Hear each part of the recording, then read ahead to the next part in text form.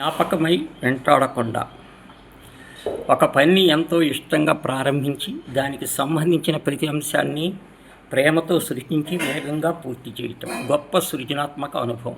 ఆ పని తాలూకు లోకములో పడి కొట్టుకుపోతూ మళ్ళీ ఇలాంటి అవకాశం రాదేమో అన్నంతగా ఇందులో నిమగ్నమై విలక్షణమైన అనుభూతి. అలా ఆ పనిని సర్వసమగ్రంగా పూర్తి చేసినప్పుడు చెప్పలేనంత ఆనందం కలుగుతుంది. అందుకు కారణం పని చేసేవారి మధ్య ఎలాంటి బంధము ఏర్పడదు. కాబట్టి ఇది కాస్త తాత్వికమైన భావన అనిపించవచ్చు, కానీ లోతుగా తెరిచి చూస్తే తప్ప ఈ మాటలు అంతరార్థం బోధపడదు. బంధం అంటే జ్ఞాపకముగా అప్పుడెప్పుడు జరిగిపోయిన దాన్ని మళ్ళీ మళ్ళీ గుర్తుకు తెచ్చే జ్ఞాపకం నిజంగా బంధమే. లేకపోతే జరిగింది గుర్తొచ్చినప్పుడు హృదయం దారుణంగా ఎందుకుంటుంది?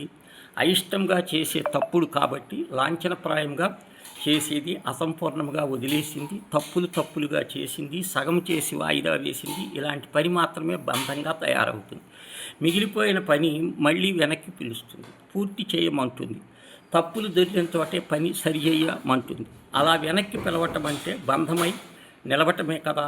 అంటే జ్ఞాపకం కొనసాగటం, గతాన్ని మోయటం, దాని ఫలితం అందుబాటులో ఉన్న వర్తమానాన్ని వదులుకోవటం, దరిమిల వర్తమానం ఇచ్చే సౌందర్యాన్ని, అది మిగిల్చే ఆనందాన్ని చేజేతులా దారబిడుచుకోవటం. ఇందులో ఉన్నప్పుడు స్వాతంత్ర్యం, స్వేచ్ఛ ఉండవు. అదే సంపూర్ణంగా చేసి పని అలా వెంటాడుతుంది. ఈ సృష్టి ప్రతి జీవి స్వయం ప్రతిపత్తి కోసం, స్వేచ్ఛ కోసం పోరాడుతూ ఉంటుంది. ఏదైనా పక్షికి పంజరములో బంధించి చూడండి, బోనులో చిక్కిన ఎలుకను గమనించండి, అందులో నుంచి బయటపడే వరకు అవి నిర్విరామంగా ప్రయత్నిస్తాయి. కారణం, వాటికి స్వేచ్ఛ కావాలి. జీవితం పరుచుకున్నంత వరకు దూరం ఉల్లాసంగా, ఉత్సాహంగా పరుగులు తీయాలి. తమకిష్టమైన విధంగా జీవించాలి. రేపటి గురించి ఆలోచన లేని జీవులు బతికే ఇంత అద్భుతంగా ఉన్నప్పుడు ఆలోచన శక్తి, పలు రకాల సామర్థ్యాన్ని పుష్కలంగా ఉన్న మనిషి జీవన గమనం మరెంతో గొప్పగా ఉండాలి. కానీ అందుకు విరుద్ధమైన పరిస్థితులు చూస్తున్నాం. మనిషి అనేక సంక్షిప్తల మధ్య కొనారిల్లుతున్నారు. సవ్యంగా ఆలోచించకపోవటం, స్వేచ్ఛగా వ్యవహరించకపోవటం వల్ల చేసే పనులు అసంపూర్ణముగా మిగిలిపోతున్నాయి. ఆ అసంపూర్ణత ఫలితం అసంతృప్తి, ఓడిపోతానన్న భయం. ఆ భయాలు అసంతృప్తి లేని స్థితిలో ఏ పనైనా స్వేచ్ఛగా పూర్తి చేస్తారు. ఎలాంటి బంధనాలు లేకుండా త్రికరణ శుద్ధితో లీనమవుతారు.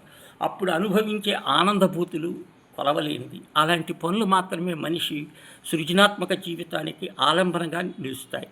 అందుకే ఏ పనైనా అది లౌకికమైన, ఆధ్యాత్మికమైన సంపూర్ణముగా చేసి బంధ విముక్తులు కావాలి.